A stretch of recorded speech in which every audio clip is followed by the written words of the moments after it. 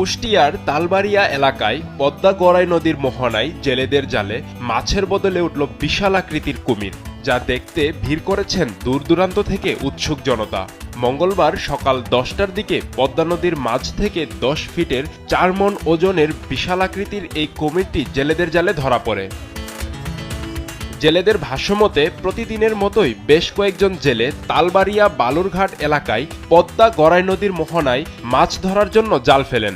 হঠাৎ জাল নড়ে উঠলে তারা ভাবেন বড় কোনো মাছ বেঁধেছে তাদের জালে। 7 থেকে 8 জন জেলে মিলে নদী থেকে জাল টেনে তুললে জেলেরা দেখেন মাছ নয়, বিশাল আকৃতির একটি কুমির উঠেছে তাদের জালে। পরে নৌকায় করে জেলেরা কুমিরটিকে নদীর পাড়ে এনে খবর দেন বন বিভাগকে। ভোরবেলা মাছ ধরতে গিয়েছি, যাই আপনার মাছ মারা উদ্দেশ্য হয় জাল পাতা।